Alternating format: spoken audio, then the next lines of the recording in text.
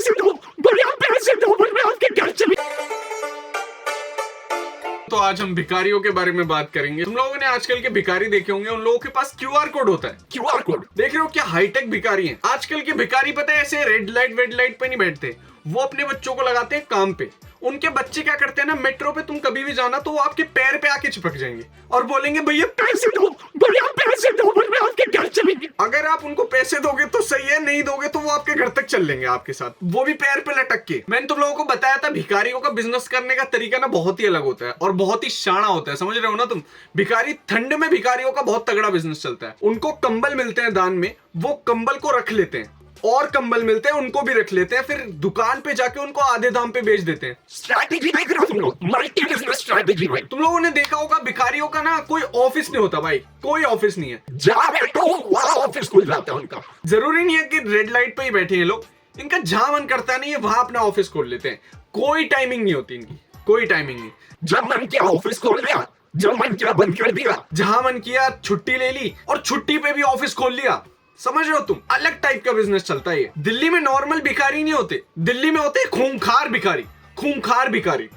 दिल्ली के भिखारी ना बहुत ही तगड़े खूंखार होते हैं भाई। मतलब अगर तुम लोगों ने उनको पैसे नहीं दिए ना तो वो तुम लोगों को यूं देखते ही हूं।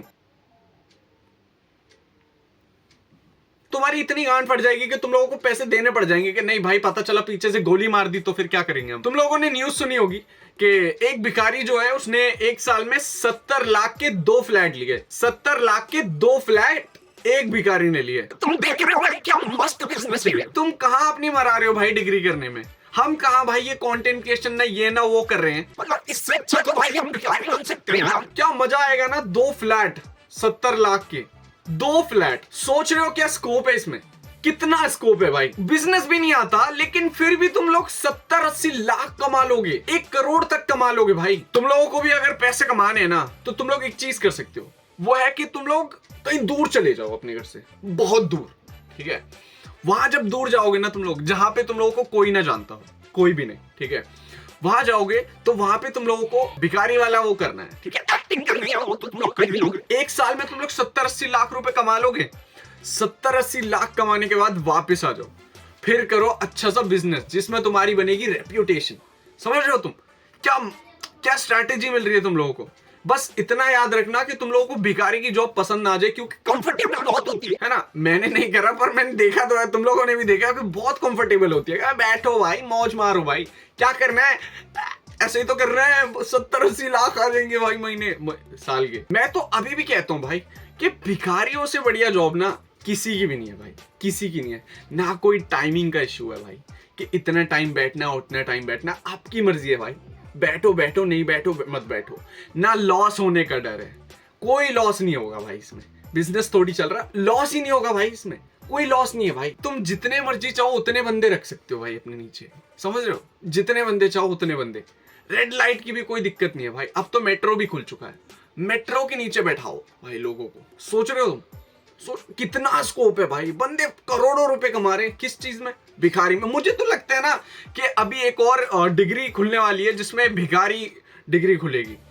उसमें आपको सिखाया जाएगा कि भिखारी कैसे बनते हैं। जैसे अभी सिविल की खुल रखी है कि सिविल इंजीनियर कैसे बनते हैं, तो तुम समझ रहे हो मिस्त्री बनने के लिए भी पढ़ाई करनी पड़ रही है तुम्हें, तो भिखारी बनने के लिए भी तुम्हें पढ़ाई करनी पड़ जाएगी और फिर बनोगे तुम एक एजुकेटेड भिखारी। जैसे तुम लोगों ने वो रील देखी होगी ना जिसमें एक बंदा आता है और फिर कार वाले को बोलता है कि मैं झूठ नहीं बोलूंगा, मेरे को एक पौवा खरीदना है, उसके लिए आपसे बस 50 रुपीज चाहिए। मैं झूठ नहीं बोल रहा हूँ, मैं झूठ नहीं बोलता हूँ। समझ लो तुम, एजुकेटेड भिखारी आ चुके हैं भाई। मेट्रो में भी तुम लोगों को मिल जाएंगे जो कहेंगे कि मैं यूपीएससी स्टूडेंट हूँ, मुझे 50 रुपए चाहिए, मुझे कल अपना खाना बनाना है।